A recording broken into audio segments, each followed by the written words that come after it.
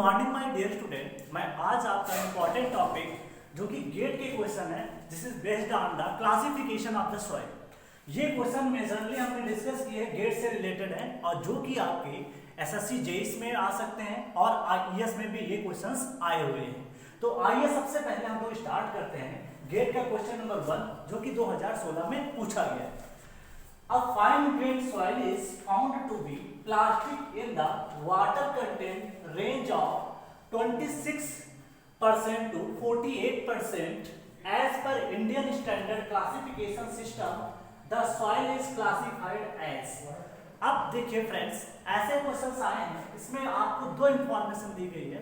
एक तो fine grain के बारे में बताया है, उसके अलावा जो प्लास्टिक लिमिट की रेंज है वाटर कंटेंट की दो रेंज दी गई है, मतलब एक लोअर लिमिट है और एक आपकी अपर लिमिट है। अब इसके बारे में हमको डिस्कस करना है। तो एज पर इंडियन स्टैंडर्ड इसका क्या क्लासिफिकेशन हो सकता है उसके बारे में हम लोग देखेंगे।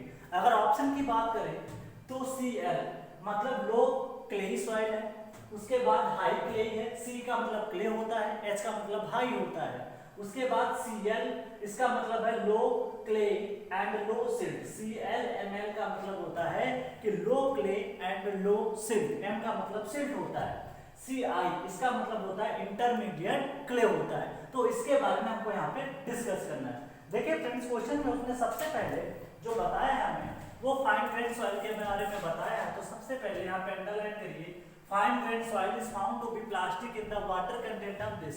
तो देखिए फ्रेंड्स, जो रेंज दी है WP जो है वो यहाँ पे हमारे पास है 26% है। उसके बाद लिक्विड लिमिट जो है वो हमारे पास है फ्रेंड्स 48%।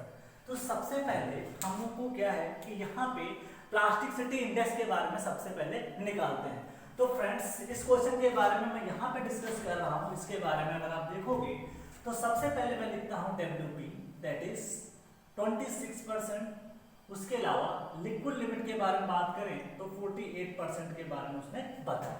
फ्रेंड्स, इसमें कुछ भी ऐसा नहीं बताया है कि परसेंटेज फाइनल आपका 75 माइक्रोन से कितना है, ऐसा कोई इंफॉर्मेशन नहीं दिया है। तो इसमें आप देख पाओगे कि अगर ऐसी इंफॉर्मेशन होती तो आपको प्रॉब्लम को कुछ और तरीके से डील करना पड़ता है। अब आप देखिए, इसको आपको क्लासीफाई करना है तो सबसे पहले आपको निकालना पड़ेगा दैट इज IP होता है ए लाइन की इक्वेशन 0.73 WL माइनस 20। अगर आप देखोगे 0.73 WL की वैल्यू कितनी है 48 है माइनस 20, तो आप इसको सॉल्व करोगे तो आपका अप्रोक्सीमेट आंसर कुछ ना कुछ निकल के आएगा, जो कि अगर आप देखोगे इसका जो आंसर निकल के आता है जो भी ये सॉल्व करोगे तो आप देखोगे दिस इज द 0.73 इनटू ये आएगा 28। क्लियर?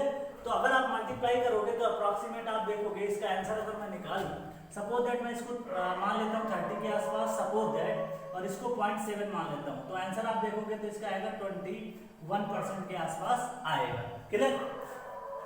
अब फ्रेंड्स ये 21% तो आ गया। अब देखो यहाँ पे IP की वैल्यू निकालते हैं। यहाँ से IP होता है WL माइनस WP। तो आप देखोगे WL की जो वैल्यू है वो आप देखोगे 48% है, तो 48% मैंने पुटअप किया, और WP जो है वो 26% है, तो आप देखोगे दिस इज द 22%। ठीक है? तो आप देखोगे यहाँ से सेपरेट करोगे 8 से 6 2 आएगा और 4 से 2 गया 2 आएगा। तो इसका मतलब है कि यहाँ पे जो IP है IP is greater then approximate. अगर आप देखोगे तो जहां पे जो वैल्यू निकल के आती है जो IP है this is the greater than, आप देखोगे this is the 0.73 WL minus 20। अगर IP 0.73 WL माइनस 20 से ज्यादा होता है तो आप उसको क्या बोलते हो? क्ले। इस बात को एकदम दिमाग में बैठा लो। मैंने जब वहां पे डायग्राम के बारे में डिस्कस किया था तो वहां पे आप देखे थे कि हमने जो लाइन स्टार्ट की थी वो कुछ इस तरीके से, तो IP आपने देखा था, IP लाइन की जो इक्वेशन थी 0.73 WL minus that is the 20। तो इस लाइन के ऊपर अगर कोई वैल्यू आती है तो उसे क्ले बोलते हो, और इस लाइन के नीचे जो भी वैल्यू होती है इसे क्या बोलते थे? सिल्ट बोलते थे। तो सिल्ट ये होता है, क्ले का रीजन ऊपर वाला होता है। तो मेरी भी जो वैल्यू यहाँ पे आई है उसमें IP is greater then 0.73 WL minus 20 है। इसका मतलब है कि हमारा आंसर जो है क्ले वाला होगा।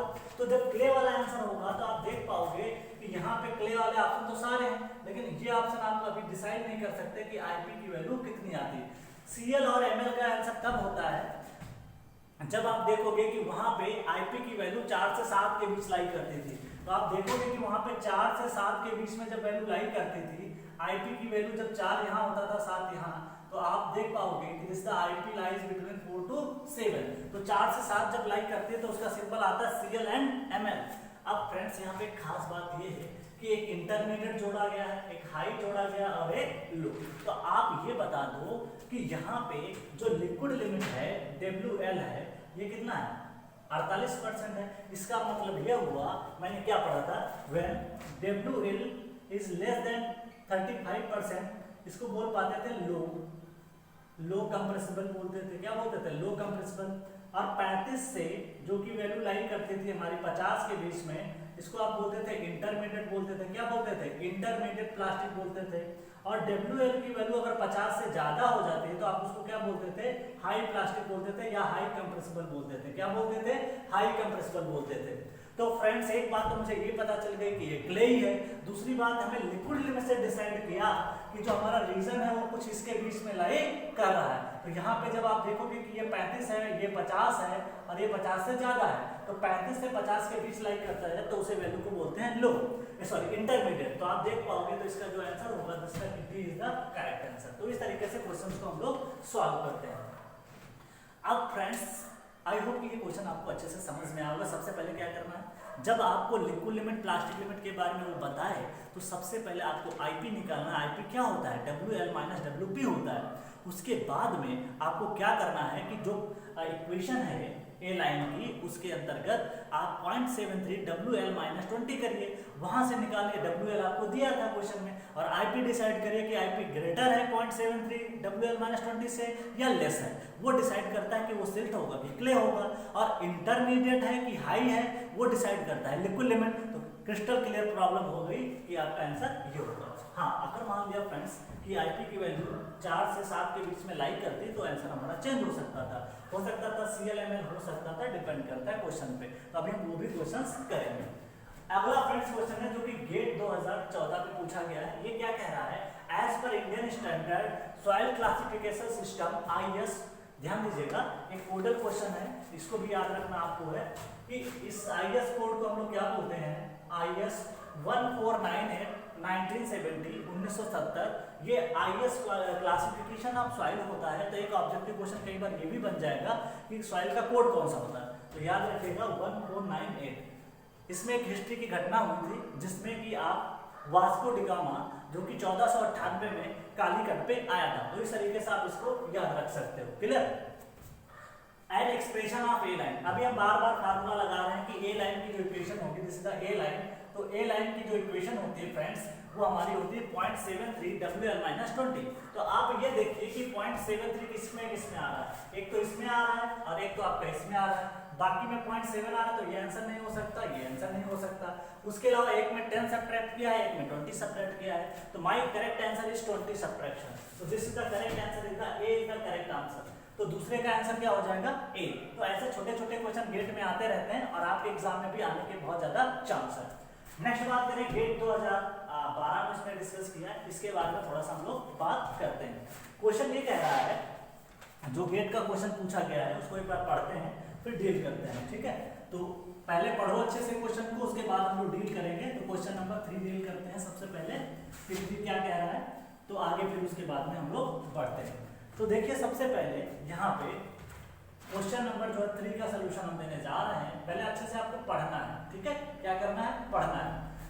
देखिए क्या है क्वेश्चन में, as per Indian standard soil is classified.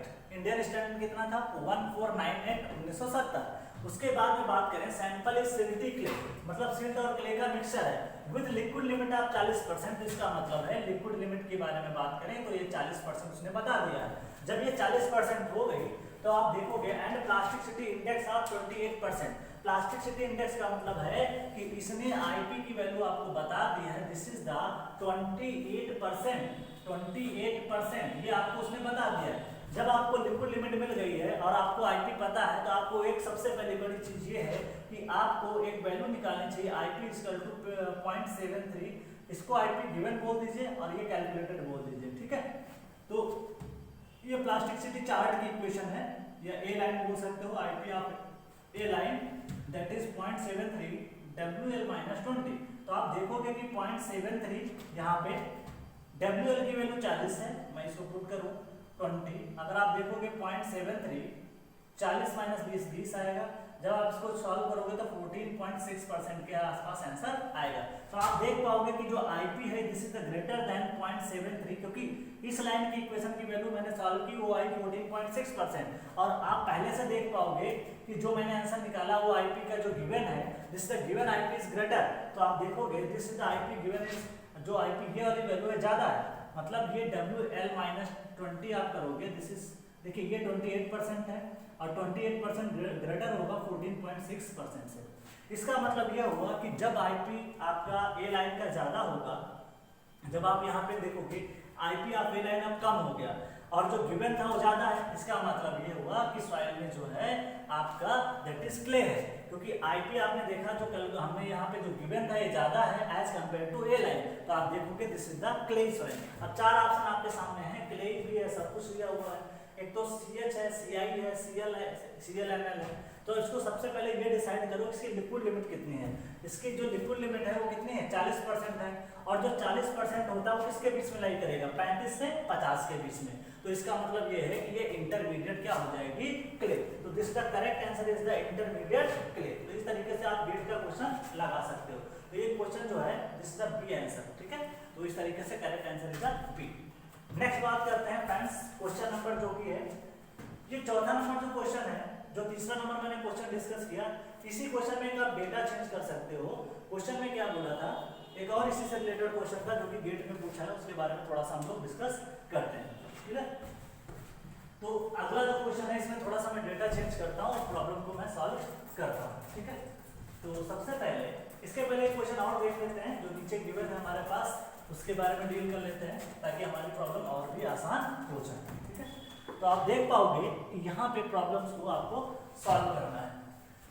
सबसे पहले इस प्रॉब्लम में एक और चीजें चेंज हुई हैं। मैं हर एक प्रॉब्लम करूंगा और आप कोशिश करिए कि गेट के जो अच्छे क्वेश्चंस हैं इनको जरूर करिए, क्योंकि ये गेट के क्वेश्चंस जो है आपके एग्जाम में पूछे जाने के बहुत ज्यादा चांसेस है।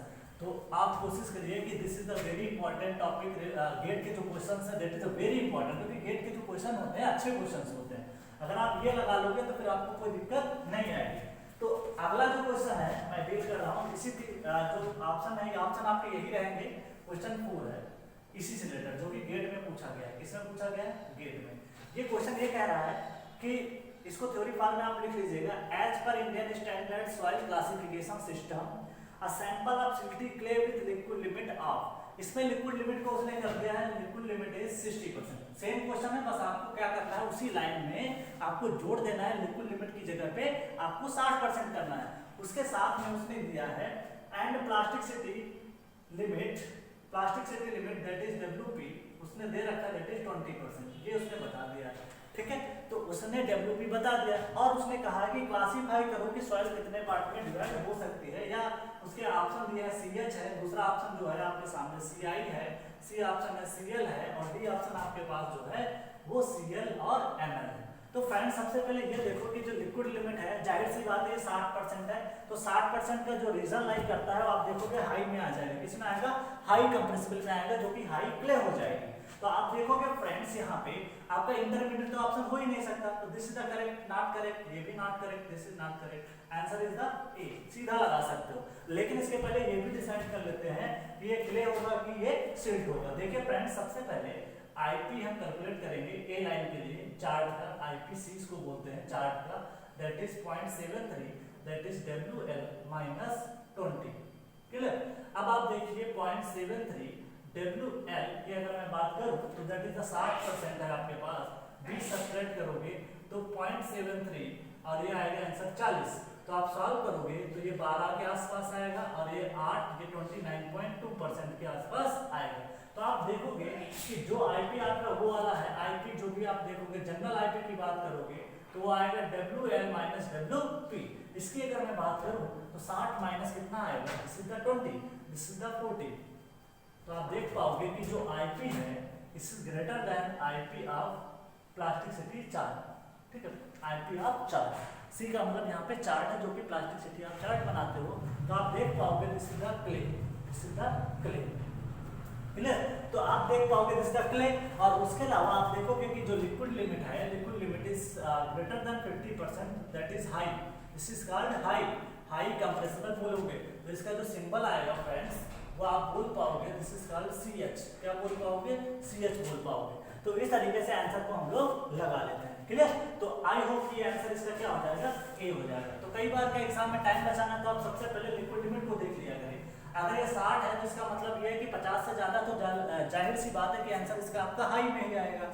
जब हाई में आएगा तो ऐसा ऑप्शन में देख लो कि इसमें हाई आ रहा है, पहले में आ रहा है, तो आपको ये प्रोसेस करने की जरूरत नहीं थी। हाँ लेकिन एग्जाम में कल को वो हाई के कई ऑप्शन दे देता, कुछ भी और कर देता, मान लिया आपके साथ में यहाँ पे जो भी मैंने लिखा मान लिया MH कर देता, तो इसका मतलब हाई सेट हो जाता। तब आपको यहाँ पे ध्यान देना पड़ता कि ऑप्शन में अगर कुछ चेंज होता तो फिर आपको ये भी निकालना पड़ता। ये जो मैंने निकाला IP ये डिसाइड करता है कि ये आपका सिल्ट होगा कि क्ले। लेकिन अगर ऑप्शन में यहाँ पे M ना हो करके C वाले सारे ऑप्शन होते तो फिर हमको जरूरत नहीं पड़ती, ठीक है। डायरेक्ट आप आंसर निकाल सकते हो, this is the short trick. Next अगर बात करें फ्रेंड्स, गेट में क्वेश्चन आया हुआ है, एक पूछा है कि group symbol assigned to silty sand and clayey sand are respectively. देखिए फ्रेंड्स इसने क्या पूछा है क्वेश्चन में कि सिल्टी सैंड, एक तो ये सिल्टी सैंड नाम बोला है और दूसरा बोला है क्लेई सैंड, क्या बोला है, क्लेई सैंड। तो सिल्टी सैंड और क्लेई सैंड में खास बात ये है कि जो नाम बाद में होता है उसको पहले लिखा जाता है और जो पहले होता है उसको बाद में लिखा जाता है। तो अगर ये सिल्टी सैंड, सपोज दैट कि मैं बात करूं इसकी, अगर इसके बारे में डिस्कस करूं, दैट इज इंपॉर्टेंट। अगर मैं बात करूं this is the silty sand, तो इसका मतलब ये हुआ कि सैंड को मुझे पहले लिखना पड़ेगा। सैंड का मतलब S होता है, सिल्ट का मतलब M होता है, तो इसका सिंबल बन जाएगा SM। उसके बाद में बात करूं क्लेई सैंड, तो अगला जो सिंबल है वो क्लेई सैंड है। तो आप सैंड को पहले लिखोगे और क्ले को बाद में लिखोगे, तो सैंड को S लिखोगे, क्ले को C लिखोगे। तो आप देख पाओगे कि इसमें कौन सा ऐसा आंसर है जो मैच करता है। तो आप देखोगे कि इसमें सबसे पहले SS, this is not correct क्योंकि SS को हमने सिंबल मतलब कोई भी सिंबल नहीं पढ़ा, हमने SM पढ़ा है, SS तो कुछ भी नहीं पढ़ा। उसके अलावा आप SM हो सकता था, CS हो सकता था, SM हो सकता है, SC भी हो सकता है, MS हो सकता है, CS भी हो सकता है। लेकिन जो चीज पहले उसको बाद में बोलना है, जो पहले बाद में उसको पहले बोलना है। तो this is the correct answer is the C is the correct answer. तो गेट के हमने 5 क्वेश्चन डिस्कस किए, अभी हम और क्वेश्चन इंपॉर्टेंट डिस्कस करेंगे जो कि बहुत ही बढ़िया क्वेश्चंस हैं, जिससे आपके कॉन्सेप्ट और ही ज्यादा बन जाएंगे। क्योंकि हमने क्लासिफिकेशन ऑफ सॉइल को पढ़ रखा है और क्लासिफिकेशन ऑफ सॉइल जब आप पढ़ोगे तो वहां से ये सारे कॉन्सेप्ट हमारे और अच्छे हो जाएंगे। तो फ्रेंड्स सबसे पहले हम लोग चलते हैं नेक्स्ट क्वेश्चन पे, जो कि क्वेश्चन नंबर आपका 6 होगा। तो आप देखोगे कि जो गेट के क्वेश्चन बेहतरीन क्वेश्चन है जिनके बारे में हम लोग डील कर रहे हैं, ठीक है।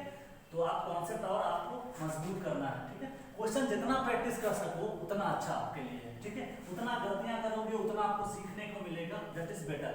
फार्मूले भी ऐसे ही याद हो जाते हैं जब आप क्वेश्चंस करते जाते हो, तो that is a very important, ठीक है फ्रेंड्स। बाकी आप टाइम का बेस्ट यूटिलाइज करिए घर पे रह करके इस समय प्रेजेंट टाइम में, क्योंकि इस समय बहुतों का मन लगता है, बहुतों का नहीं लगता है। कोई कहेगा सर पढ़ाई में मन नहीं लगता, कैसे पढ़े, तो वो सब दूसरा सेकेंडरी इशू है। आपका कितना मन लगाना है, आपको अपने टारगेट पे बने रहना है। पीछे अगर हट जाओगे तो फिर बहुत पीछे चले जाओगे। तो कोशिश ये करना है कि टाइम को यूटिलाइज करो, कुछ ना कुछ रिवाइज करते रहो, क्योंकि जितनी मेहनत आपने की है वो फिर बेकार हो जाएगी। तो कोशिश ये रहनी चाहिए कि आपको पढ़ते रहना चाहिए, क्लियर। अब फ्रेंड्स एक गेट का क्वेश्चन और है जिसके बारे में हम लोग डील करते हैं, ठीक है। गेट क्वेश्चन है, डील करते हैं, थोड़ा लेंथी क्वेश्चन है, क्वेश्चन नंबर 6। ये भी गेट में पूछा हुआ है क्वेश्चन। क्वेश्चन कह रहा है data from a sieve analysis, data from a sieve analysis, data from a sieve analysis conducted on a given sample, conducted on a given sample of soil showed that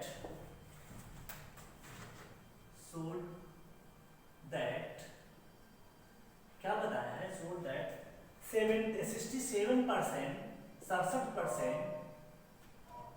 of the particles particles passed through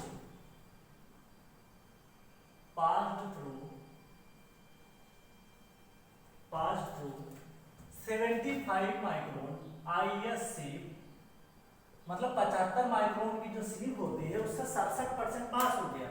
police stop the liquid limit and plastic limit the liquid limit and plastic limit the liquid limit and plastic limit of finer fraction थोड़ा सा question लेंदी है लेकिन अच्छा question है। फाइनर fraction was found to be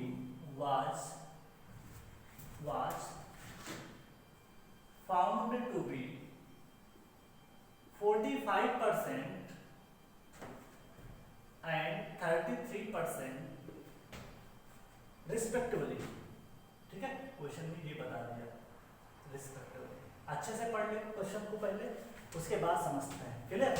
the group symbol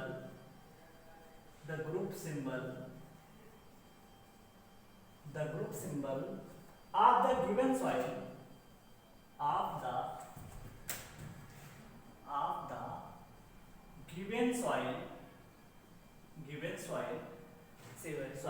as per IS क्या होना चाहिए 1498/1970। Clear? ऐसे बार बार लिखोगे तो छोटे मोटे ऑब्जेक्टिव क्वेश्चन तो ऐसे ही क्लियर हो जाते हैं फ्रेंड्स। ठीक है, अब उसमें सिंबल दिए हैं क्या, इस पहला ऑप्शन है friends, this is the option is SC का मतलब क्या है, सैंडी क्ले। उसके बाद में सॉरी SC का मतलब क्लीन सैंड था, जो सिंबल पहले होता है उसको बाद में बोलते हैं। Clear? That is the MI this called intermediate silt. C option है, that is CH high clay, क्योंकि बाद वाला पहले बोलते हैं और जो पहले होता है उसको बाद में बोलते हैं। और D का मतलब है MH का मतलब यहाँ पे हाई सिल्ट। ठीक है, इस चीज के ऑप्शन दिया गया। अब देखिए फ्रेंड्स, यहाँ पे आपको क्या क्या गिवन है उससे हम लोग निकालते हैं।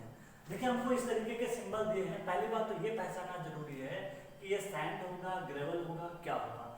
फ्रेंड्स देखिए, जैसे हम लोग सीव एनालिसिस पढ़े थे, बहुत ही कॉमन है। जैसे आपको दिखा दें, यहाँ पे एक सीव यहाँ लगाते थे, एक सीव यहाँ लगाते थे, एक सीव यहाँ लगाते थे। Suppose that this is the 4.75 mm और दिस इज 75 माइक्रोन। क्लियर? यहाँ से उसने बता दिया है कि जो मटेरियल पास कर रहा है दिस इज कितने परसेंट, 67%। इसका मतलब रिटेन कितना हुआ होगा, 33%। ये बात तो एकदम क्लियर होनी चाहिए। अब फ्रेंड्स एक बात मैंने ये बताई थी कि अगर 75 माइक्रोन की सीप से 50% से ज्यादा मटेरियल पास कर जाता है, 50% से ज्यादा मटेरियल पास कर जाता है, तो उससे आप बोलते थे फाइन ग्रेन सॉइल। इसका मतलब ये क्वेश्चन जो है वो आपका किसका है, फाइन ग्रेन सॉइल का है। ये तो एकदम क्लियर होना चाहिए। परसेंटेज फाइनल, यहाँ पे परसेंटेज जो फाइनल है, this is the greater than 12%। किससे ज्यादा है, 12% से भी ज्यादा है। जो मैंने क्राइटेरिया पढ़ा था, परसेंटेज फाइनल ग्रेटर देन 5%, 5 और 12 के बीच में लाई किया था, और एक था आपका that is percentage final greater than 12%। जब 12% से ज्यादा फाइनल पार्टिकल हो जाते हैं, इसका मतलब उसमें सिल्ट और क्ले होने के चांसेस रहते हैं। ठीक, तो इसमें हमको सबसे पहले इसमें सैंड नहीं हो सकता। क्यों? क्योंकि 75 माइक्रोन से 67% पार्टिकल पास कर गए। अगर ये रिटेन कर जाते 67% तब तो सैंड हो सकता था।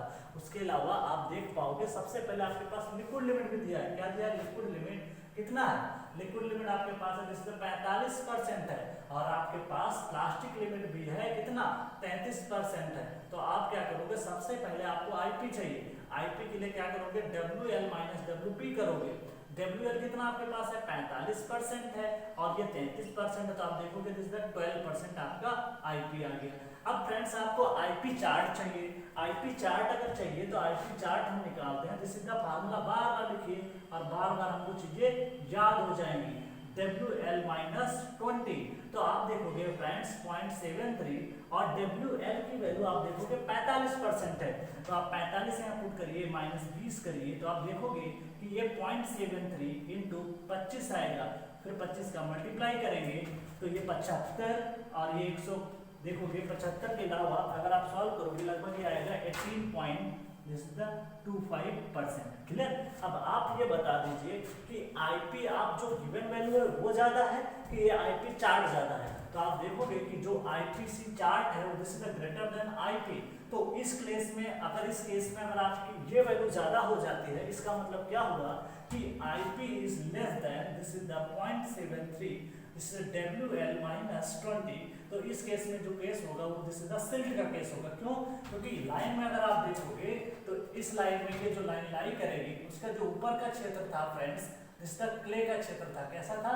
क्ले का था। और यहाँ पे जो क्षेत्र था नीचे का वो सिल्ट का था या ऑर्गेनिक सॉइल का था, और ऑर्गेनिक का सॉइल का केस हो सकता था। ठीक है। अगर आईपी की वैल्यू 4 से 7 के बीच लाई करती तो आप इसमें सिंबल जो लेते थे 4 से 7 के बीच में, अगर आप देख पाओगे तो अगर ये वैल्यू जो थी वो 4 से किसके बीच लाई करती है? 7 के बीच लाई करती है।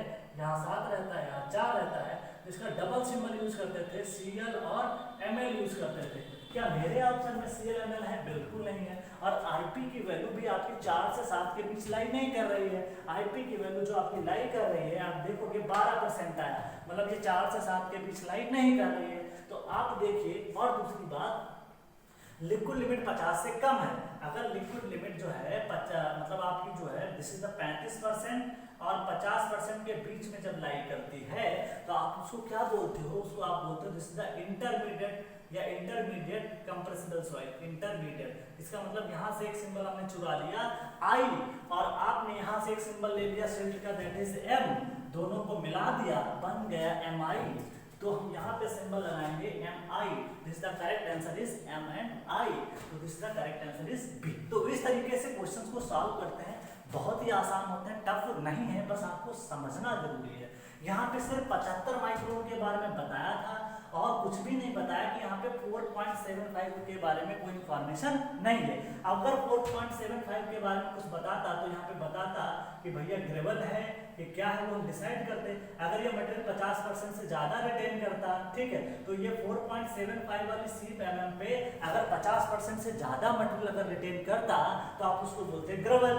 अगर उससे ज्यादा नहीं है तो उसको आप बोलते हो सैंड है। तो ये डिसाइड करता। तो दो क्राइटेरिया है, ग्रेवल डिसाइड करना है तो यहाँ से डिसाइड करिए, 4.75 mm से डिसाइड करिए। और उसके अलावा अगर आपको फाइन ग्रेन और कोर्स ग्रेन डिसाइड करना है तो आप 75 माइक्रोन से डिसाइड करिए। तो दो क्राइटेरिया थे। जो अगर आपने लेक्चर नहीं देखा है क्लासिफिकेशन का लास्ट लेक्चर, तो उसमें आप देखोगे कि मैंने अच्छे से बताया था कि कहां से वैल्यू को कहां तक लेते हैं। तो इस तरीके से क्वेश्चन को हमने क्या किया, सॉल्व किया। अब ऐसे ही कुछ बेहतरीन क्वेश्चन हम और करेंगे जो कि गेट से रिलेटेड है। आज हम गेट के क्वेश्चन लगाएंगे।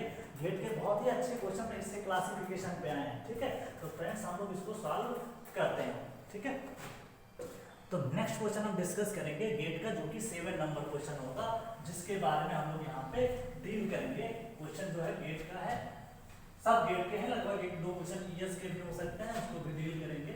लेकिन कोशिश ये रहेगी पहले हम लोग जो है गेट के क्वेश्चन को डील करें। ठीक है, this is the questions. I hope की चीजें आपको समझ में आ रहे होंगे, अच्छे से समझ में आ रहे होंगे। अगर कोई दिक्कत है फ्रेंड्स, मैंने एक ही टाइप के कई प्रॉब्लम्स कराए हैं आज, तो आप देखोगे कि क्वेश्चन लैंग्वेज फॉर्म में देखो ये क्वेश्चन कितना लेंथी था, लेकिन क्वेश्चन बड़ा आसान था।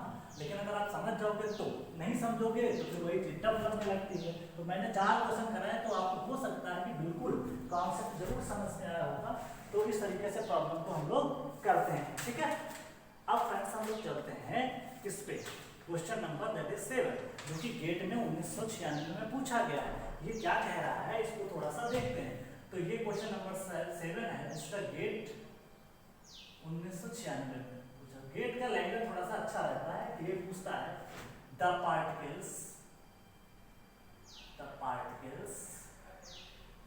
Particles size distribution curve, size the particle size distribution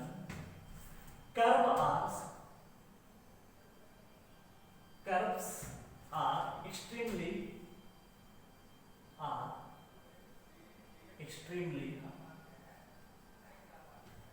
useful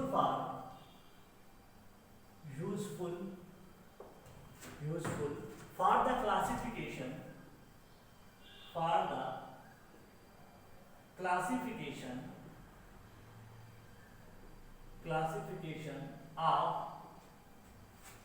fine grained soil, a fine grained soil, ठीक है, fine grain soil, B option है, this is the coarse grain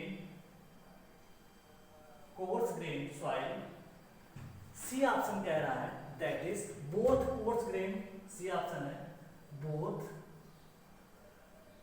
course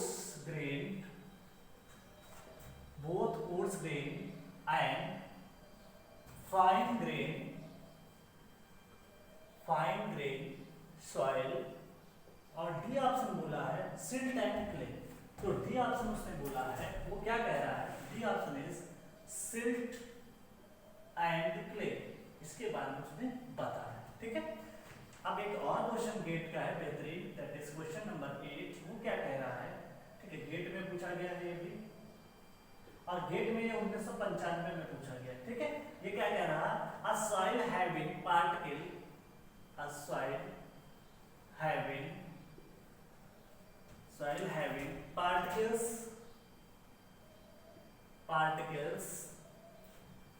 of nearly the same size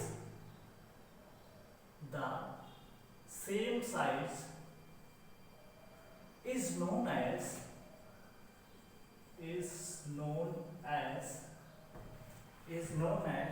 पहला option है well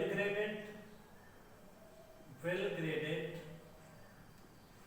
B है uniformly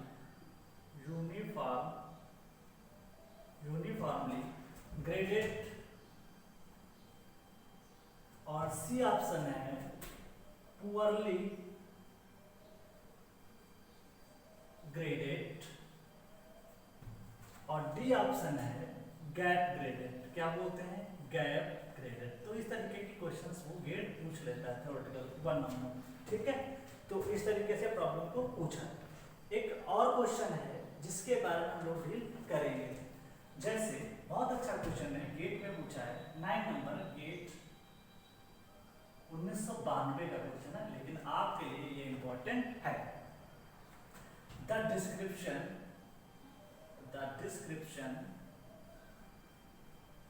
description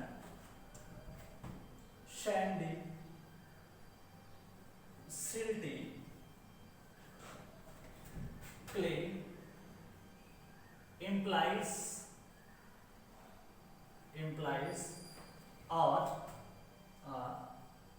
signifies पहला the soil contain, बहुत important है, the soil, option देखिए कैसे गेट पूछता है घुमा के, द सॉइल कंटेन्स, लेकिन अगर आपके कॉन्सेप्ट अच्छे तो बहुत अच्छा कर सकते हो, द सॉइल कंटेन्स अनइक्वल, अब आप मेरे साथ ऑप्शन भी लिखते रहिए, अनइक्वल proportions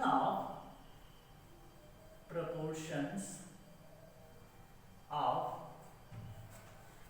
three constituents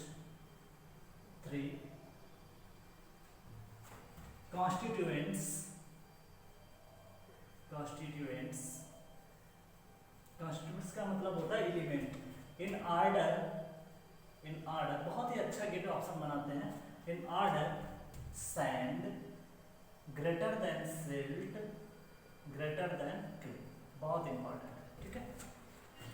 उसके बाद में बी ऑप्शन कहता है, गेट ऐसे ही ऑप्शन बनाता है जो आप गेट को बन जाते हैं, the soil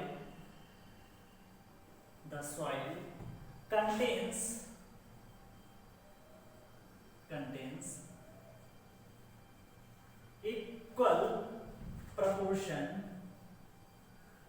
equal proportion of sand, ठीक है, equal proportion of sand. C option कहता है the soil contains unequal, the soil contains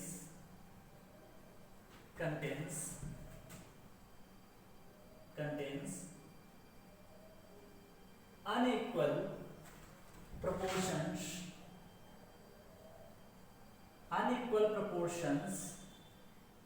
ठीक है, unequal proportions of the three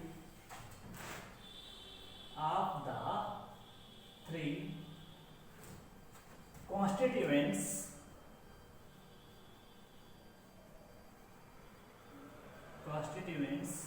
such that clay greater than silt greater than sand, ठीक है। और D option कह रहा है there is no information regarding, बहुत अच्छा क्या ऑप्शन बनाता है, there is no information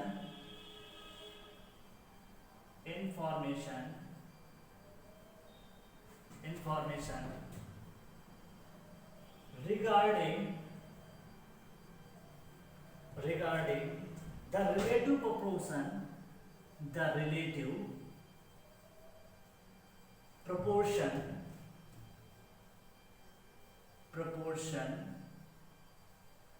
relative proportion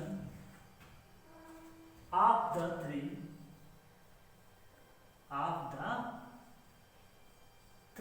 ये कह रहा है, क्लियर। तो इस तरीके से आपको ध्यान रखना पड़ेगा। बहुत अच्छे ऑप्शन बनाए, सबके बारे में डील करते हैं। देखिए पहला पढ़ते हैं, द पार्टिकल साइज डिस्ट्रीब्यूशन, जो कि गेट 1996 में पूछा गया है।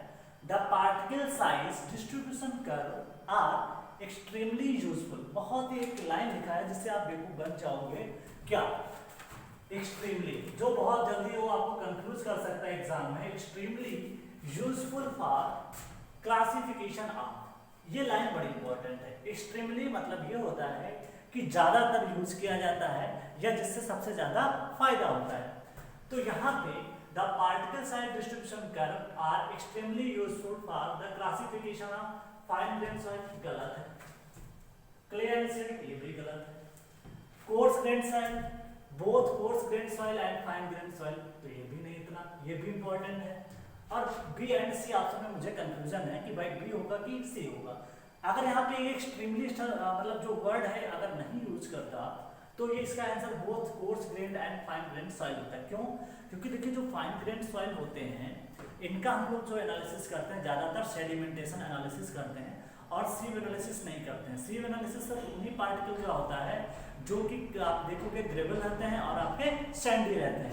तो आप देखोगे कि जो आप प्लॉट करते हो साइज का कर्व बनाते हो वहाँ पे बहुत ही छोटे पार्टिकल जब आ जाते हैं तो उनका कर्व पे बनाना थोड़ा सा मुश्किल होता है, उसको अलग से हम लोग बनाते हैं ज़्यादातर है। तो यहाँ पे अगर एक्सट्रीमली बोला है तो आपका जो हो जाएगा वो कोर्स ग्रेन सॉइल, ठीक है। क्योंकि प्लॉट करते समय जब फाइन ग्रेन सॉइल होती है जैसे क्ले है तो उसका पार्टिकल बहुत छोटा हो जाता है, उसको आप जो डिस्ट्रीब्यूशन कर्व होता है उस पर बनाना बड़ा ही मुश्किल होता है। इसलिए कोशिश है कि गेट के क्वेश्चन में आपको ध्यान देना है कि लैंग्वेज का बहुत बड़ा खेल होता है। अगर एक्सट्रीमली ना होता तो इसका आंसर क्या होता है, both coarse grain soil and fine grain soil. लेकिन अगर वहां पे एक्सट्रीमली बोला है तो इसका आंसर हो जाएगा course grain soil.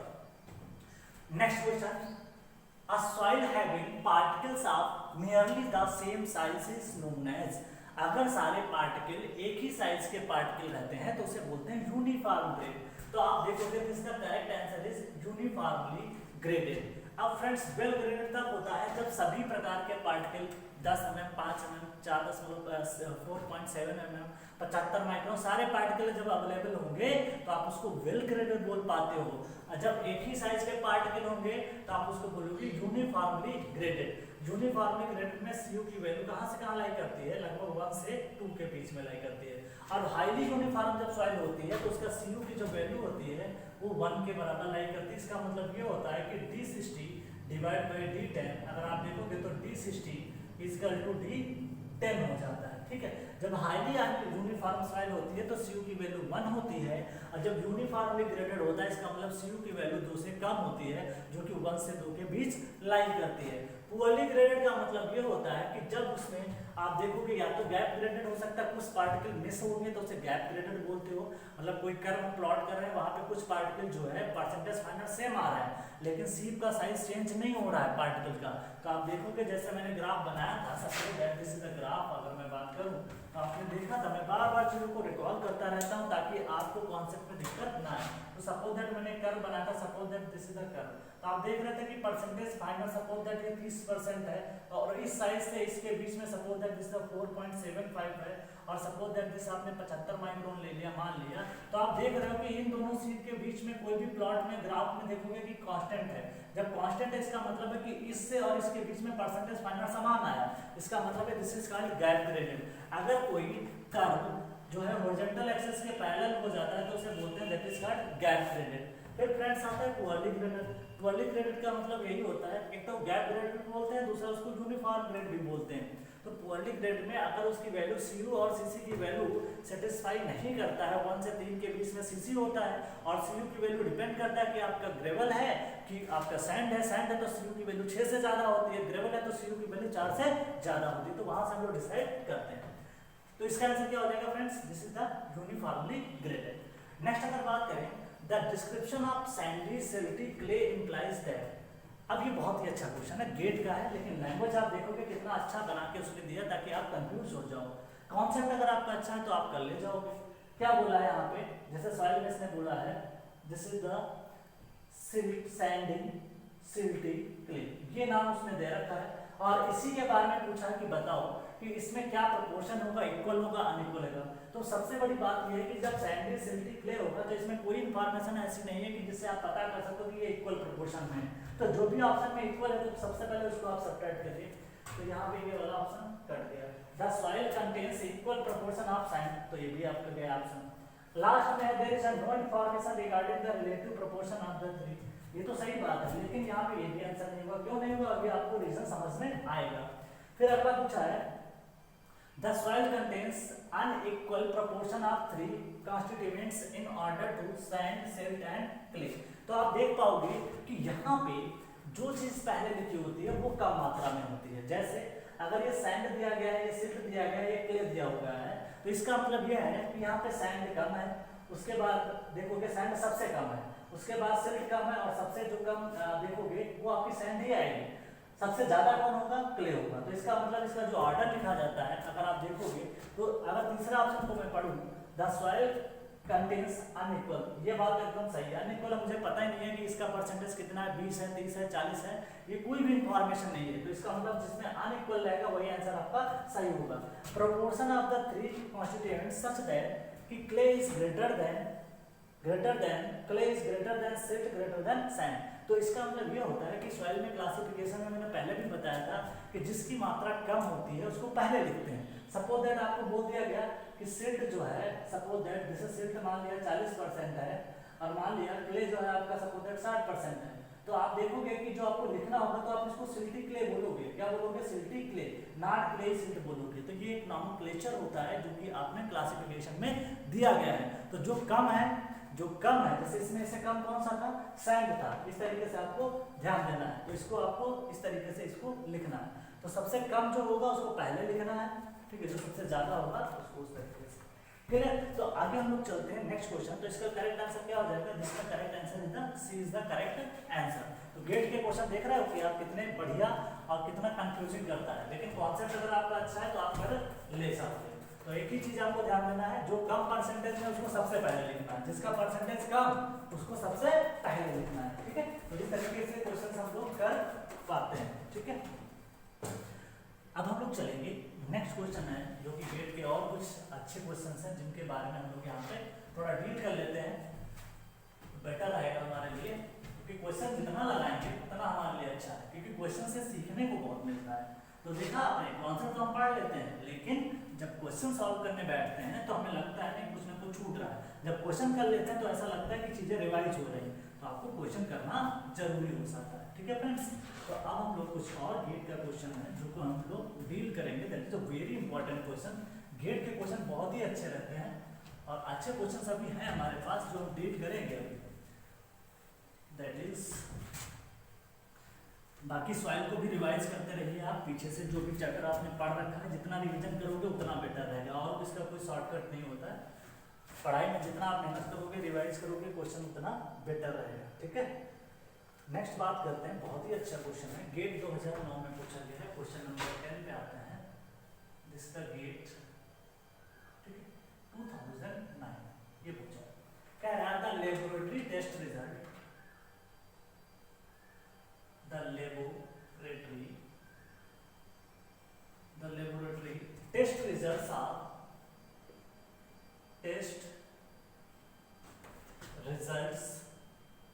of soil sample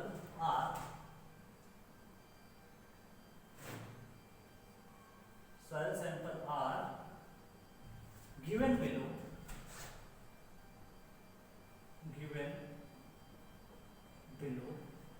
percentage finer than, बहुत इंपॉर्टेंट है, परसेंटेज फाइनर देन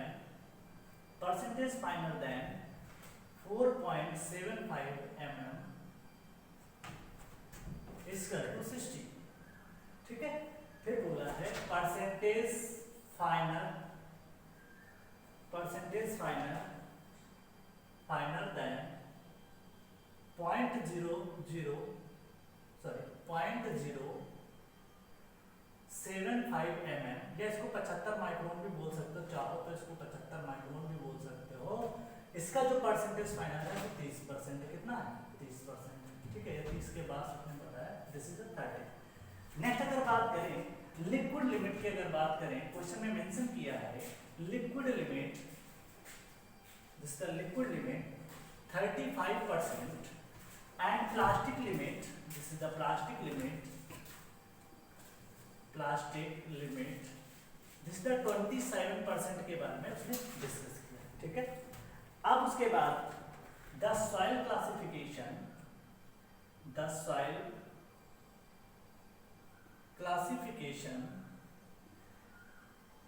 पहला ऑप्शन है GM का मतलब समझ में आ गया होगा, इसमें क्या है सिल्टी ग्रेवल, SM, उसके बाद में SM का मतलब क्या है, यहाँ पे सिल्टी सैंड है, क्या है सिल्टी, GC का मतलब क्ले ग्रेवल है, और D का मतलब है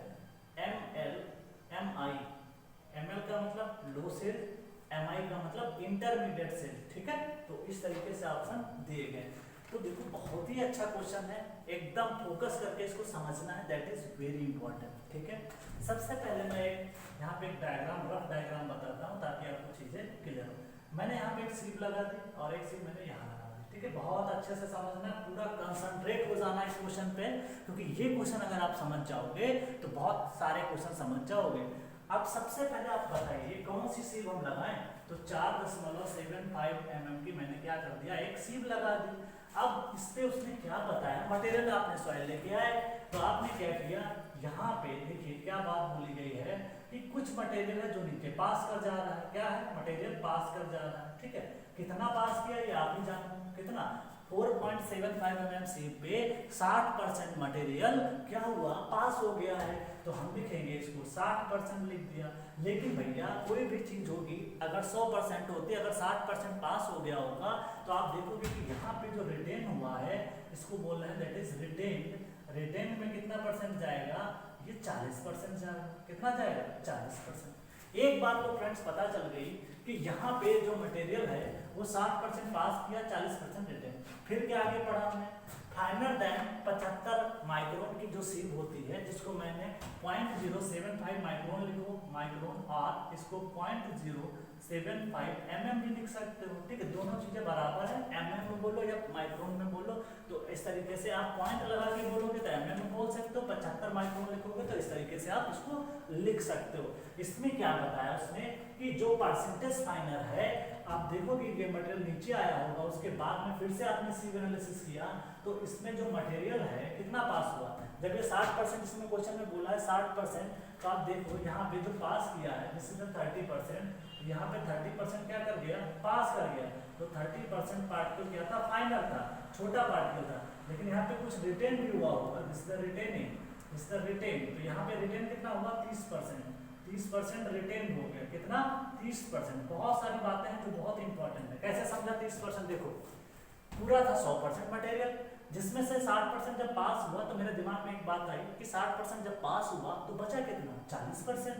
फिर ये 60% इस वाली सीट पे आया होगा, फिर उसने बताया कि 30% यहाँ से पास कर गया है। जब 30% पास हुआ तो आया कितना था 60, तो वहां से 30 घटाओगे तो बचेगा कितना 30%। इसका मतलब है कि 75 माइक्रोन की जो सीव है उसमें से 30% तो पास कर गया और 30% क्या हो गया रिटेन हो गया।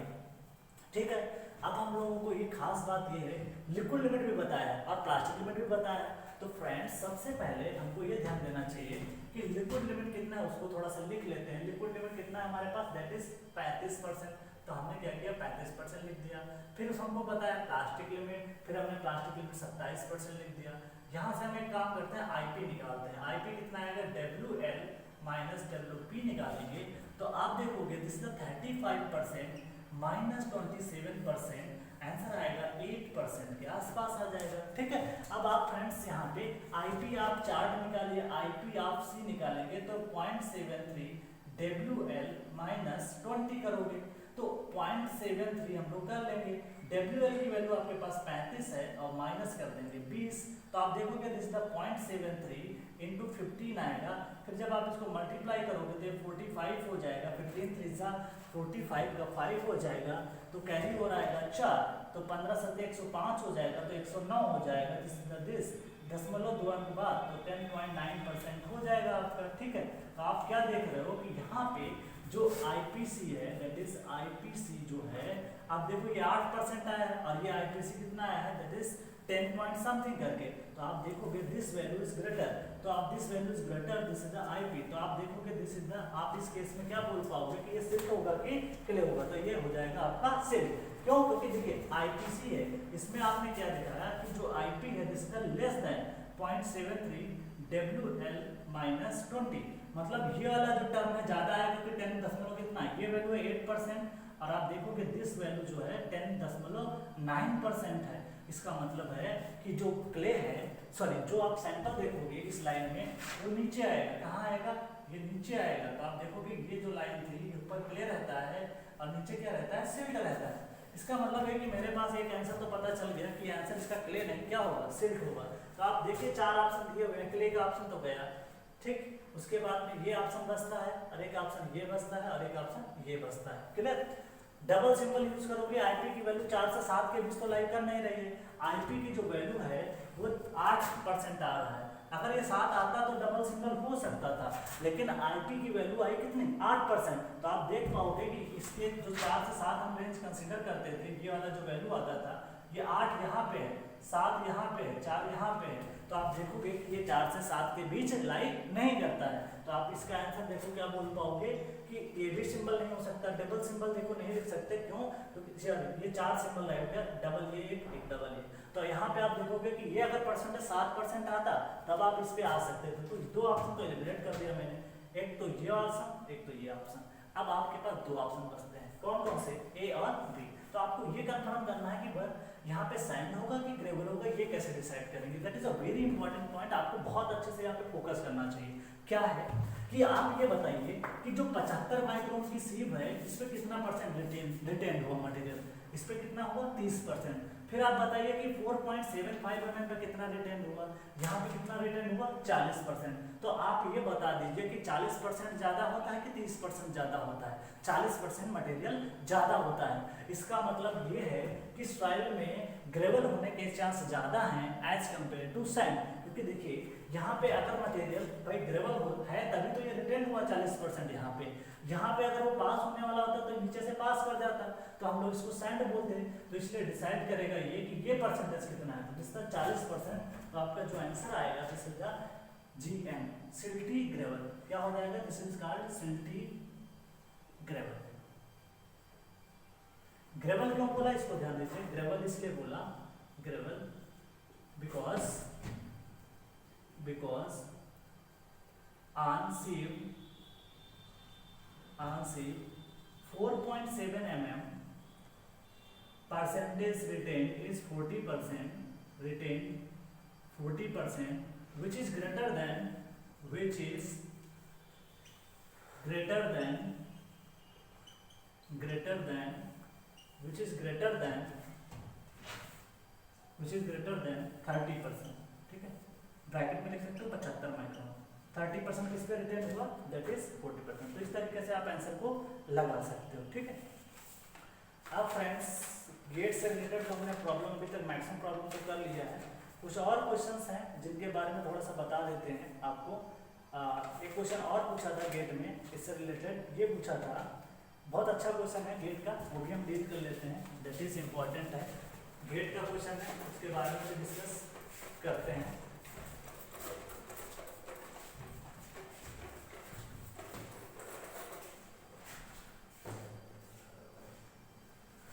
This is the GATE question, उसके बारे में थोड़ा सा डील करें। अच्छे क्वेश्चन देखो डील करेंगे तो आपके कॉन्सेप्ट अच्छे हो जाएंगे, इसलिए इम्पोर्टेंट है हमारे लिए। गेट का क्वेश्चन एक और है, इसी से हो सकता है कि आपको थोड़ा इसमें लगे, मान लिया कंफ्यूजन लगा तो हम अगले क्वेश्चन में और ज़्यादा क्लियर कर देंगे आपको, ठीक है। तरह तरह की प्रॉब्लम्स है हमारे पास गेट में, ये सब गेट में क्वेश्चन आए हुए हैं। एसएससी जेईई में मेंस में अगर आ जाए ना तो ये कम से कम 10 नंबर में आएगा क्वेश्चन, ठीक है, लेकिन ये गेट में 2 नंबर में पूछता है क्वेश्चन। तो ये थोड़ा सा गेट का इशू रहता है, क्योंकि गेट में नंबर ऑफ क्वेश्चन वहाँ पे क्या है कि मार्किंग थोड़ा कम रहती है, लेकिन इंपॉर्टेंट होता है, 2 नंबर पे रैंक बहुत ज़्यादा चेंज हो जाती है, ठीक है। अब फ्रेंड्स से क्वेश्चन है बहुत ही अच्छा है, जो कि क्वेश्चन कह रहा है गेट में है 2005, क्वेश्चन नंबर जो भी हुआ आपका 12 नंबर होगा, गेट 2005, ठीक है। A soil mass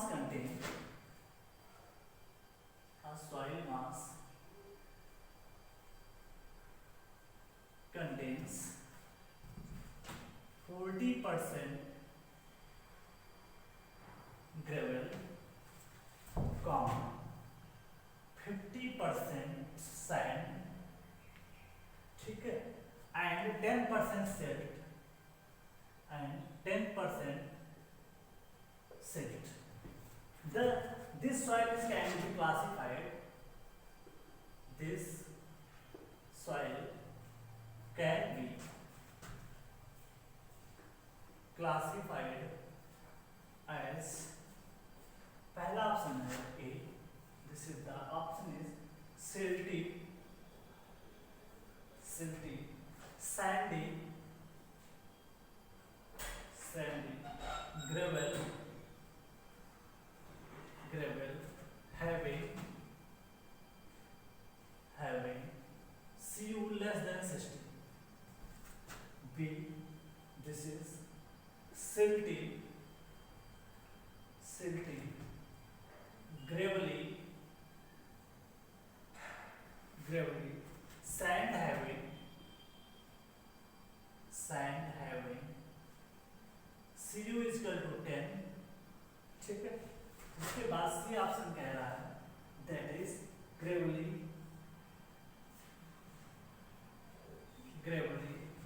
silty sand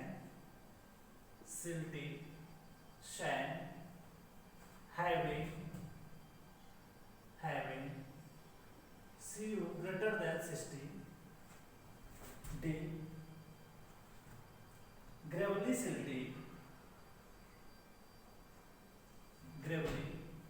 silty sand and Cu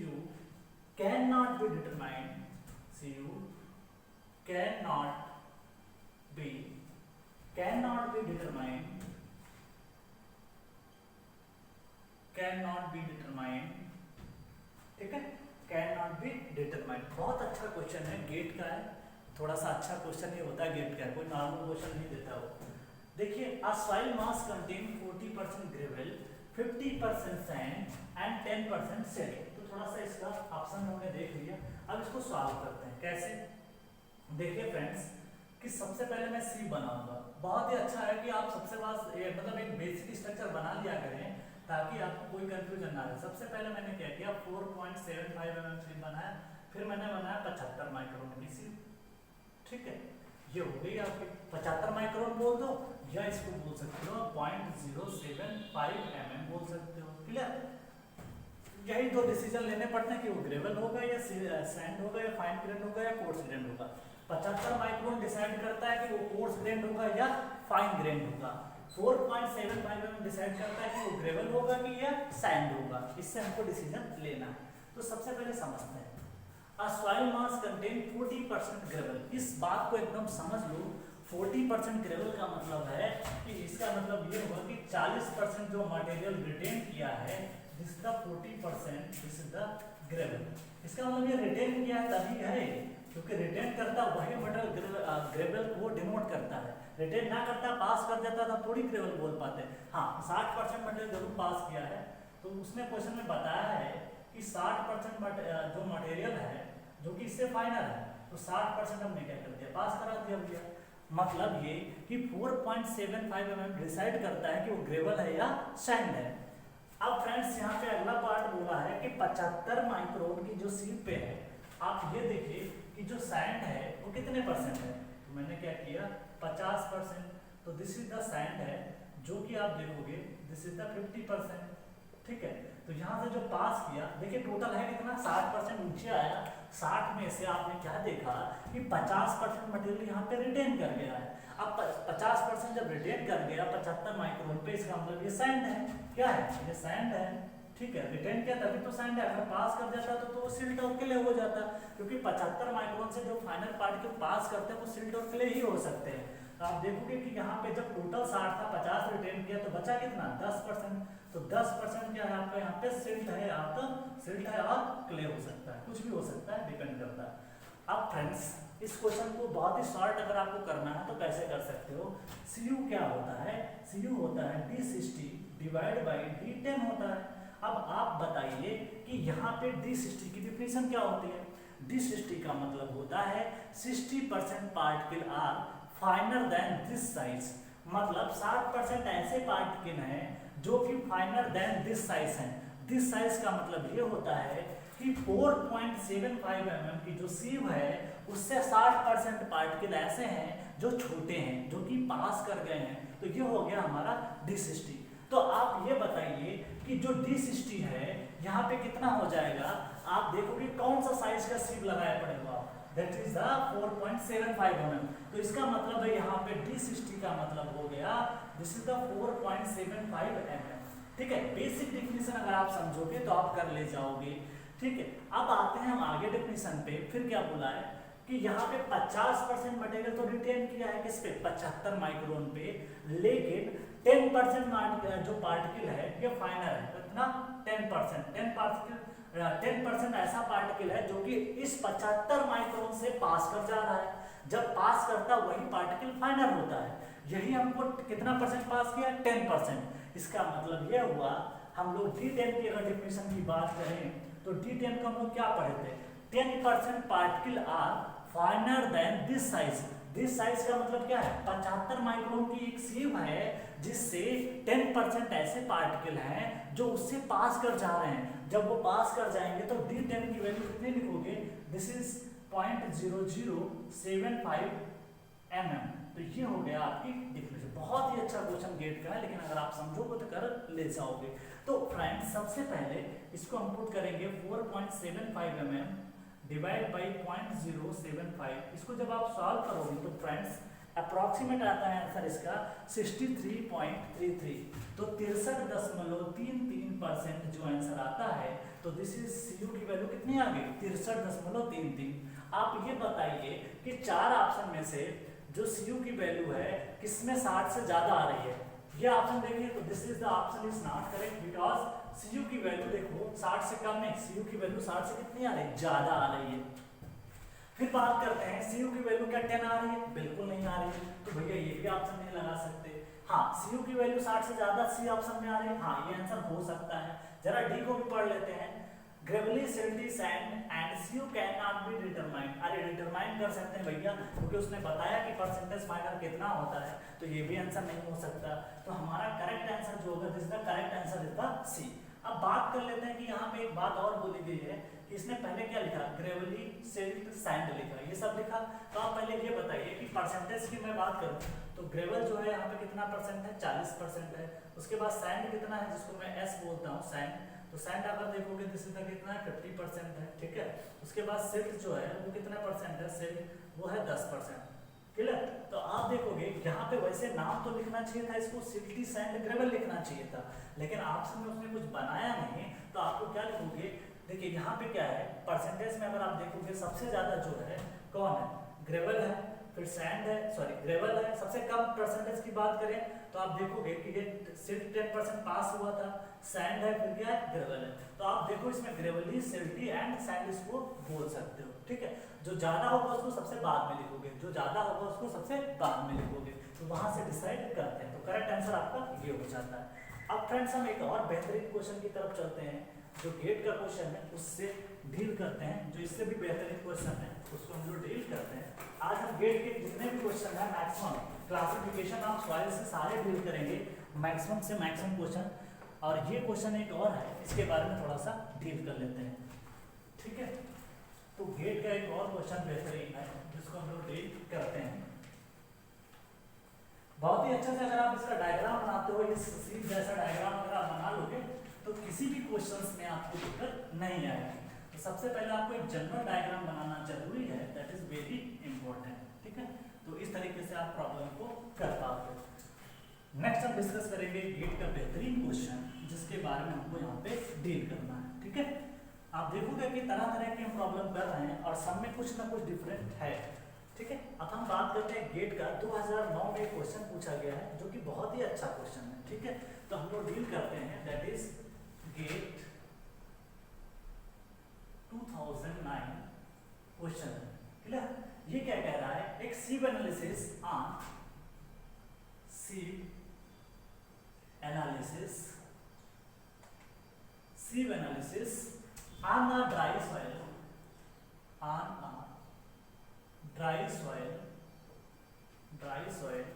sample of mass 1000 ग्राम, 1000 ग्राम बताया इसने, so that और क्या बताया, so that 980 gram, 980 gram, 980 gram and 270 gram of soil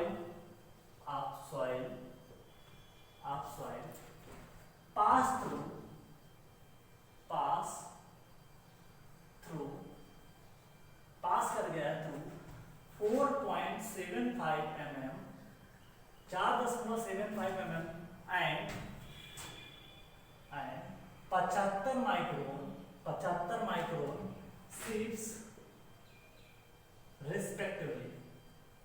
देखिए बहुत ही चीजें समझना पड़ेगा आपको, गेट का क्वेश्चन है, अगर आप अच्छे से समझोगे तो कर ले जाओगे। द लिक्विड लिमिट, मैं इसको शॉर्ट में करके लिख रहा हूं, that is liquid limit and plastic limit, ये इसको पूरे लैंग्वेज के फॉर्म में मैं लिख देता हूं।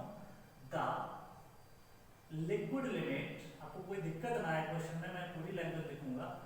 The liquid limit and plastic limit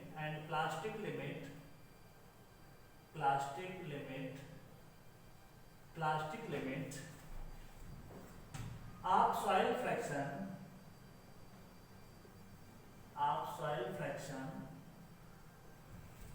passing through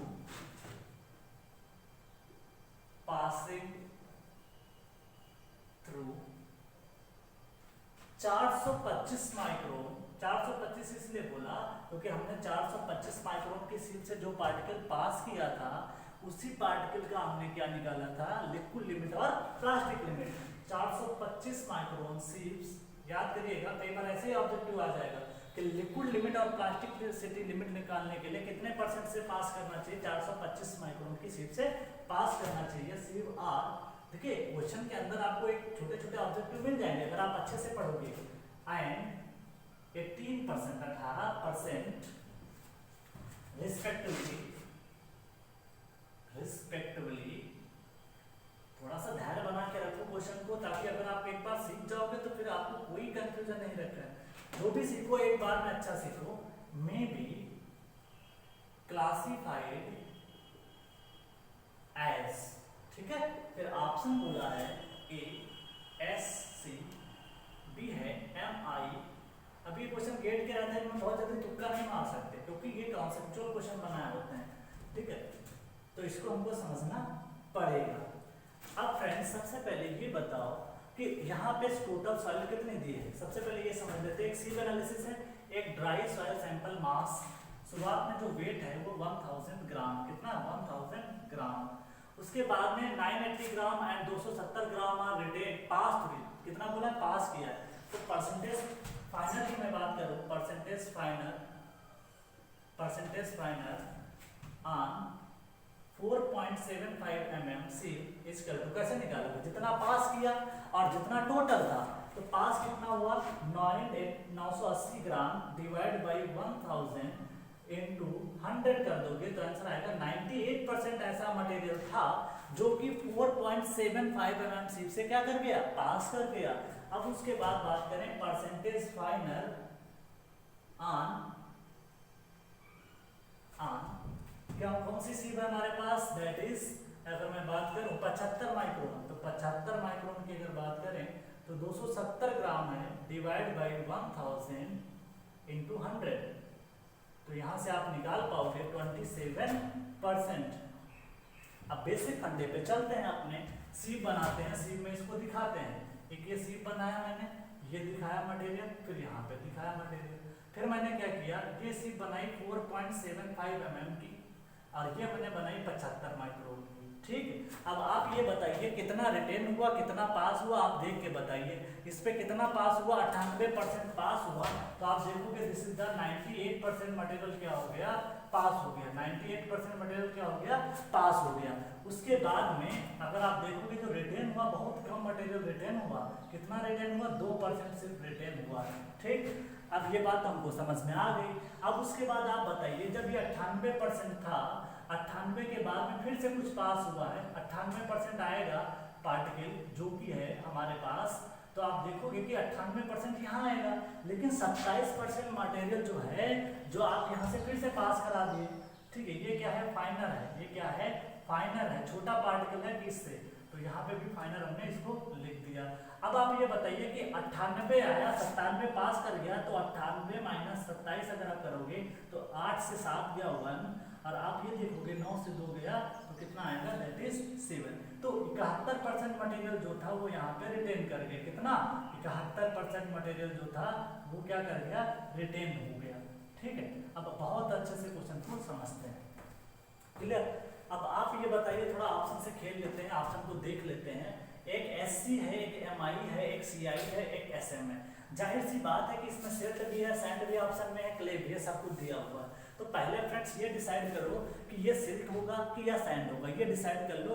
या सिल्ट होगा या ग्रेवल होगा, क्या होगा, ग्रेवल तो नहीं हो सकता। क्यों, क्योंकि देखिए 4.75 mm की जो सीव है उस पर सिर्फ 2% मटेरियल रिटेन हुआ है, 98% पास हो गया है। इसका मतलब ये कभी भी ग्रेवल नहीं हो सकता।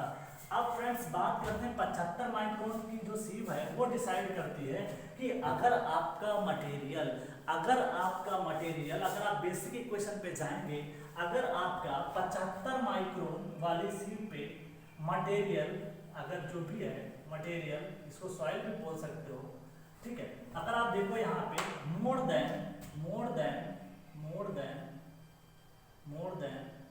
50% से ज्यादा, मोर देन 50%। अब देखिए 71% मटेरियल क्या हो गया, 75 माइक्रोन पे रिटेन कर गया। इसका मतलब यह हुआ कि more than 50% particles are retained on 75 micron.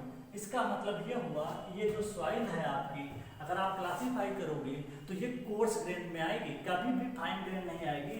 तो आप इसको बोल सकते हो this is called fine grain soil. क्या आएगी, फाइन ग्रेन सॉइल। सॉरी, अगर इसको जब ये रिटेन करता है तो इसको बोल पाओगे course grain soil, course grain soil. क्योंकि देखिए ना 50% से ज्यादा, देखिए 75 माइक्रोन ये डिसाइड करता है कि वो फाइन ग्रेन होगी या कोर्स ग्रेन होगी।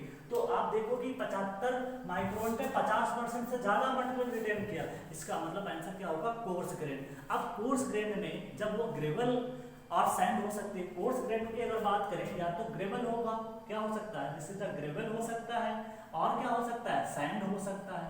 लेकिन फ्रेंड्स मैंने बताया कि यहाँ पे 98% मटेरियल पास कर गया है, तो वो कभी भी ग्रेवल नहीं हो पाएगा, तो मैंने इसको क्या कट कर दिया, कट कर दिया, तो हमारा क्या होगा, सिर्फ सैंड हो सकता है। क्या हो सकता है, सैंड। तो आप बताइए कि यहाँ पे सैंड का कौन कौन सा ऑप्शन है आपके सामने, तो सैंड का एक ऑप्शन ये है और एक ऑप्शन आपका ये है, ये ऑप्शन नहीं हो सकता।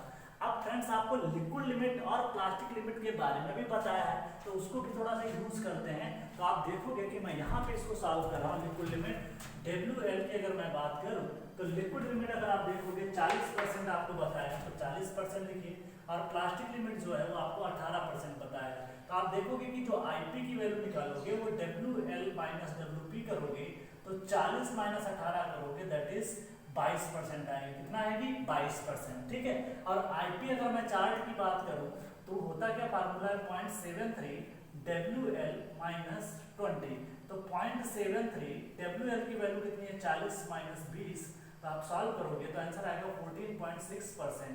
तो आप बताइए कि IPC चार्ट ज्यादा है कि IP गिवन ज्यादा है, तो यहाँ पे क्या हुआ कि जो IP है वो ग्रेटर है किससे, IPC चार्ट से। इसका मतलब ये क्या हो जाएगा, क्ले हो जाएगा। क्या हो जाएगा, क्ले। ये तो क्ले बता रहा है, लेकिन यहाँ से हमको डिसाइड करना है कि वो सिल्ट होगा या क्ले होगा।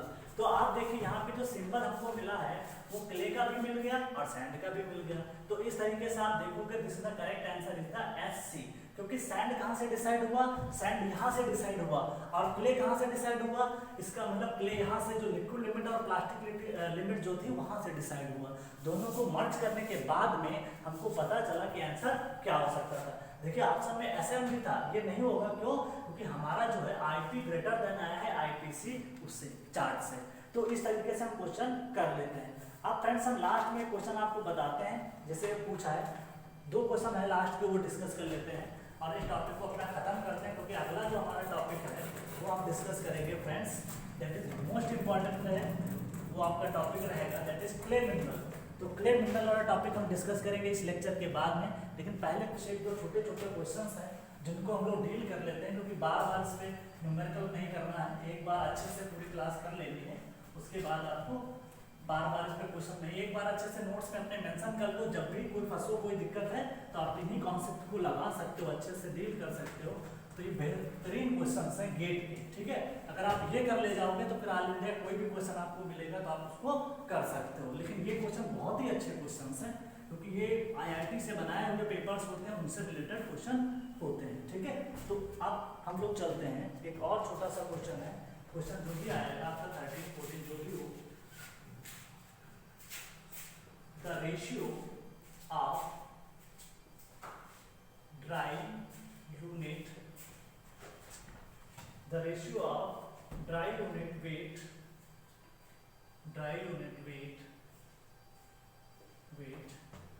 to unit weight of water to unit weight of water, ठीक है, represents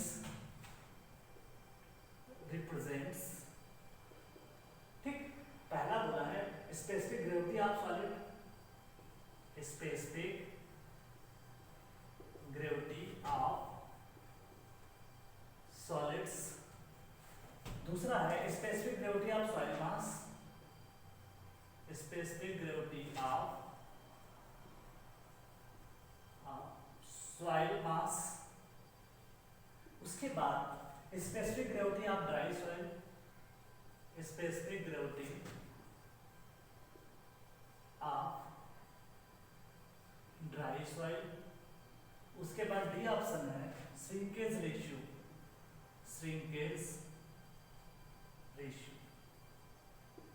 ठीक, इनके बारे में डिस्कस किया है। अब फ्रेंड्स एक क्वेश्चन और है जो कि IES में पूछा है, क्वेश्चन नंबर 14 या 15 मान लो, IES 2016 में डायग्राम से पूछा है, उसके बारे में थोड़ा सा अच्छा क्वेश्चन है, अगर आप समझ जाओगे तो कर ले जाओगे। The standard plasticity chart plasticity chart, ठीक है, by Casagrande, by Casagrande to classify fine grained soil is shown in the figure, ठीक है, ऐसे बताया है। देखिए ग्राफ उसने क्वेश्चन में दिया है, ग्राफ इस तरीके से दिया था, ऐसे ग्राफ उसने बना दिया और ये वैल्यूज को भी रिप्रेजेंट किया उसने, यहाँ से लेकर के यहाँ तक। उसमें क्या है, 20 है, दिस इज द 35 है, दिस इज द 50 है। ये हम रिप्रेजेंट कर रहे हैं लिक्विड एलिमेंट को एक्स एक्सिस पे और आईपी को रिप्रेजेंट कर रहे हैं वाई एक्सिस पे, ठीक। और हमारा जो एक पॉइंट है इसको हम लोग बोलते हैं this is called a line, क्या बोल रहे हैं, this is called a line. और हमारा जो पॉइंट है यहाँ पे, जो कंसर्न ऑफ पॉइंट है वो यहाँ पे दिया है, एक पी पॉइंट है और ये पूछा है पी जो मार्क है वो क्या रिप्रेजेंट करता है, वो इस लाइन के बाद दिया है और ये जो इंक्लाइंड लाइन इसके ऊपर है, कहाँ है, ऊपर है। तो आप ध्यान रखिएगा जो भी पूछा गया है, मैं यहाँ पे रब करके थोड़ा सा आगे बनाता हूँ, दैट इज जो ए लाइन है, पी जो पॉइंट है ये इस लाइन के ऊपर है और इधर राइट है, ठीक है। तो इस तरीके से उसने पूछा है, ये 20 हो गया, ये हो गया। और ऑप्शन जो दिए गए हैं फ्रेंड्स, पहला ऑप्शन जो उसने दिया है inorganic clays, inorganic clays of high plasticity, high plasticity. दूसरा ऑप्शन है फ्रेंड्स ऑर्गेनिक क्ले, बहुत अच्छे ऑप्शन है, organic clay clays and high plastic organic silt and high plastic organic silt, organic silt, ठीक है। सी ऑप्शन कह रहा है organic and inorganic silt, organic and inorganic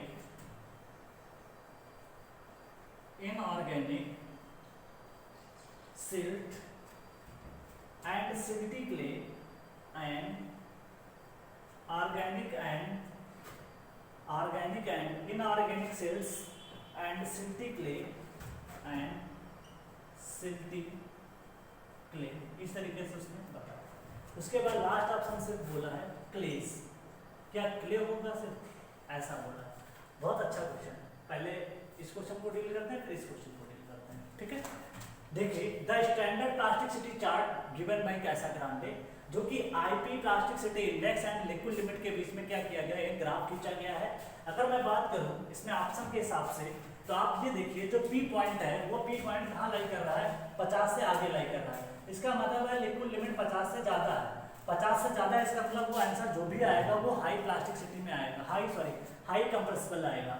अगर आप इस लाइन ए लाइन के ऊपर देखोगे, एबव ए लाइन, तो जो भी पॉइंट एबव ए लाइन होता है उसको हम लोग क्या बोलते थे, क्ले बोलते थे। तो आपका जो भी आंसर होगा वो क्ले होगा, सिल्ट नहीं हो सकता। तो जिस भी ऑप्शन में सिल्ट दिया उसको हटा दीजिए। तो ऑर्गेनिक नहीं हो सकता, क्योंकि ऑर्गेनिक जो भी सॉइल होती है वो या तो इसको हम लोग सिल्ट बोलते थे और ऑर्गेनिक बोलते थे, क्या बोलते थे, ऑर्गेनिक बोलते थे, ठीक है। ऑर्गेनिक इधर क्या बोलते थे, क्ले बोलते थे। तो ऊपर का रीजन क्ले, नीचे का रीजन सिल्ट और ऑर्गेनिक हो सकता है। तो organic clay and high plasticity plastic organic silt, तो ये भी नहीं होगा, ठीक, क्योंकि सिल्ट तो क्ले, सिल्ट की तो बात ही नहीं कर रहे हैं, और दूसरा ऑर्गेनिक भी नहीं हो सकता। Organic and inorganic silt and silty clay, तो ये भी नहीं हो सकता, क्योंकि हमारा जो बात हो रहा है, क्योंकि हमारी जो वैल्यू है वो पी पॉइंट जो है वो लाई कर रहा है ए लाइन से ऊपर। जब ए लाइन के ऊपर कोई भी पॉइंट लाई करेगा तो वो हमारा होगा क्ले। अब वो डिपेंड करेगा कि इस जोन में है कि इस जोन में है कि इस जोन में है। अगर इस जोन में होगा तो इंटरमीडिएट, इस जोन में होगा तो लो, और इस जोन में होगा तो हाई होगा। तो इस तरीके से हमारा आंसर होगा इनऑर्गेनिक क्लेस हाई प्लास्टिसिटी। हाई इसलिए क्योंकि जो पॉइंट है वो 50 से ज्यादा के आगे लाई कर रहा है, क्योंकि ये पॉइंट यहाँ पे 50 के आगे, मतलब ये कम से कम मान के चलिए 55 के आसपास है, ठीक। तो इस तरीके से इनऑर्गेनिक का मतलब होता है कि जो है इसमें कोई ऑर्गेनिक मैटर नहीं है। तो इस तरीके से this is the answer correct. अब लास्ट क्वेश्चन हम डिस्कस करते हैं आज का, the ratio of dry unit wait, मतलब श्रिंकेज रेशियो जो होता है वो गामा डी अपान गामा डब्ल्यू होता है। मैंने पढ़ा था जब वहाँ पे श्रिंकेज लिमिट के बारे में डिस्कस किया था, तो वहाँ पे क्या बताया था, it is the ratio of dry unit weight to the unit weight of the water, that is called shrinkage ratio. तो बहुत ही इंपॉर्टेंट है क्योंकि ये क्वेश्चन आईपीएस में पूछा है 2016 में, 17 में पूछा हुआ, तो ये भी पूछा है, ये भी पूछा है। तो आप इस तरीके से क्वेश्चंस को चार्ट के फॉर्म में तैयार कर सकते हो। तो फ्रेंड्स आज के लिए हम लोग इतना ही कवर करते हैं क्योंकि हमने most of the question GATE के ईएस के डिस्कस किए। अगर आप इस क्लास को अच्छे से कर लोगे तो आपको क्लासिफिकेशन में किसी प्रकार की दिक्कत नहीं होगी। तो thank you all of you and happy learning.